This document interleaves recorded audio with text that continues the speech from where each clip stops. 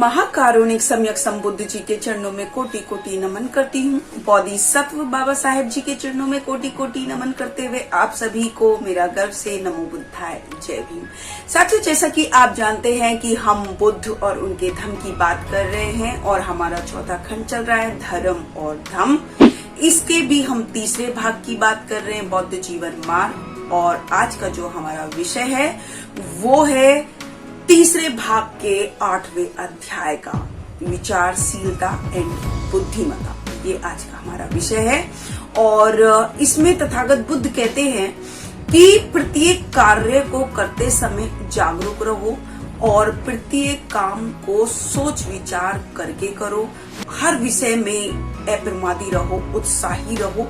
तो यही बौद्ध जीवन मार्ग है, क्योंकि वो आगे कहते हैं कि हम जो कुछ भी हैं वो हमारे विचारों पर निर्भर करता है और जो विचारों पर जो निर्भर करता है, और अगर कोई इंसान बुरा बोलता है या अकुशल कर्मों को करता है तो दुख उसका पीछा करता है। लेकिन यदि कोई इंसान अच्छे विचारों का है, अच्छा बोलता है, अच्छे कार्य करता है तो सुख उसका पीछा करता है। इसीलिए निर्मल विचार वाले बनो, ऐसा तथागत बुद्ध कहते हैं।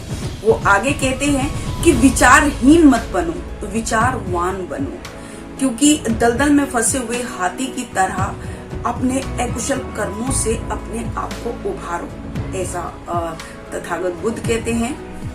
तथागत बुद्ध आगे कहते हैं कि जो भी मनुष्य है यदि वो बुरा सोचता है, बुरे कर्म करता है तो उसको दुख का सामना करना ही पड़ता है। एक समय तक वो नहीं करेगा, लेकिन एक टाइम पर वो दुख का सामना करेगा ही करेगा।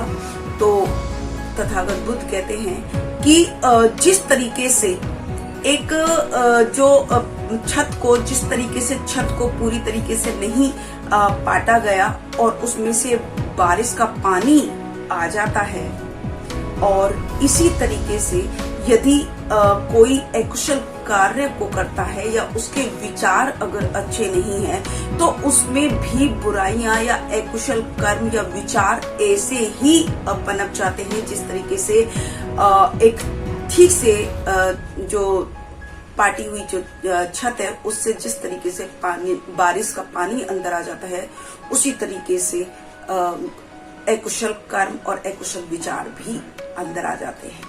लेकिन जो बुद्धिमान व्यक्ति होता है वो बिल्कुल वैसा ही होता है जिस तरीके से एक अगर ठीक से पाटी हुई जो छत है जिससे पानी नहीं नीचे आएगा, यानी कि जिससे बारिश का पानी अंदर नहीं आ सकता, ठीक वैसे ही एक जो बुद्धिमान व्यक्ति होता है, जो जिसके विचार निर्मल होते हैं, जिसने अपने आप को या अपने विचारों को संयत कर लिया है, उसके अंदर भी अकुशल जो कर्म है या अकुशल विचार है वो कभी भी प्रवेश नहीं कर सकते, ऐसा तथागत बुद्ध कहते हैं। और तथागत बुद्ध आगे ये कहते हैं कि यदि मनुष्य अपने विचारों, क्योंकि कोई भी मनुष्य अपने विचारों से ही पहचाना जाता है। अगर उसके विचार अच्छे हैं, यदि उसके कर्म अच्छे हैं तो वो सुख को भोगता है, और यदि किसी के विचार गलत है, यदि किसी के अकुशल कर्म है तो वो दुख को भोगता है। वो आगे कहते हैं कि जिसका चित्त जो है संयत रहता है उसमें राग कभी प्रवेश नहीं करता। और तथागत कहते हैं कि पहले मेरा चित्त जहाँ चाहे चला जाता था, लेकिन अब मैं अपने चित्त को ऐसे ही संयत रखूंगा जिस तरीके से एक मदमस्त हाथी को महावत अंकुश से वश में रखता है। क्योंकि तथागत बुद्ध कहते हैं कि जिसने अपने इधर उधर जाने वाले चित्त को, क्योंकि जो मन है वो बहुत जल्दी इधर उधर भटक जाता है, चंचल होता है। यदि किसी ने अपने चित्त को संयत कर लिया है, जो चंचल है, वो हमेशा सुख को प्राप्त करता है।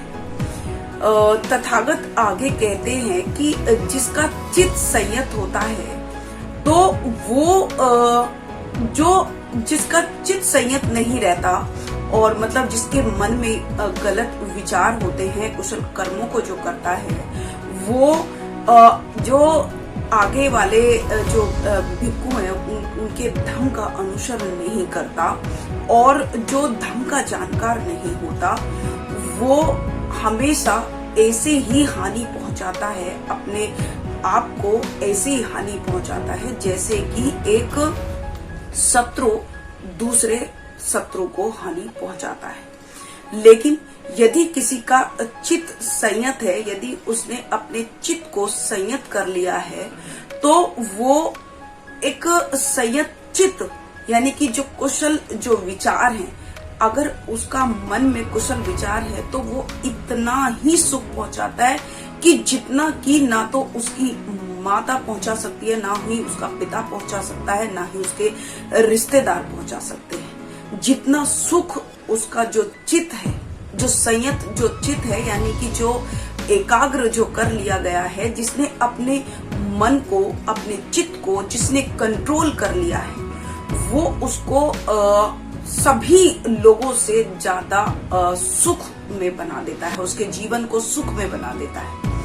इसीलिए इस जो पूरे चैप्टर का जो सार है वो यही है कि तथागत बुद्ध ये कहते हैं कि यदि किसी ने अपने चित्त को संयत कर लिया है, यदि उसके मन में कुशल विचार हैं, क्योंकि विचारों से ही इंसान अपने आप के लिए सुख पैदा करता है और दुख पैदा करता है। तो यदि चित्त संयत है तो सुख को प्राप्त करता है, यानी कि यदि मन कंट्रोल में है तो सुख को प्राप्त करता है, और यदि मन कंट्रोल में नहीं है तो दुख को प्राप्त करता है। ये तथागत बुद्ध कहते हैं। इसीलिए तथागत बुद्ध कहते हैं कि विचारवान बनो और अपने जो चित्त को संयत रखो ताकि सभी दुखों से दूर रह सको। तो तथागत बुद्ध ये भी कहते हैं कि जिसका मन संयत नहीं है उसकी प्रज्ञा भी कभी ठीक से पूर्णता नहीं काम कर सकती, यानी कि उसकी जो बुद्धि है वो भी ठीक से काम नहीं कर पाती, क्योंकि मन को कंट्रोल करना ही सबसे बड़ी बात होती है। और यही तथागत बुद्ध ने सिखाया कि मन को कैसे कंट्रोल कर सकते हैं, ये हम पहले भी जान चुके हैं तथागत बुद्ध की शिक्षाओं में। तो तथागत बुद्ध यही कहते हैं कि मन को कंट्रोल करो, तभी सभी दुखों से मुक्ति पा सकते हो। तो आज का जो हमारा चैप्टर है वो भी यही समाप्त होता है। एक नए अध्याय के साथ फिर से SM न्यूज पर आपके सामने उपस्थित होंगी। तब तक के लिए मैं शगुन बौद्ध अपनी वाणी को विराम देती हूँ। आप सभी को मेरा गर्व से नमो बुद्धाय, जय भीम, जय भारत। अगर आपने अभी तक हमारा चैनल सब्सक्राइब नहीं किया है तो सब्सक्राइब करें और घंटी का बटन बिल्कुल भी दबाना ना भूलें ताकि सभी लेटेस्ट खबरें पहुंच सकें आप पे सबसे पहले।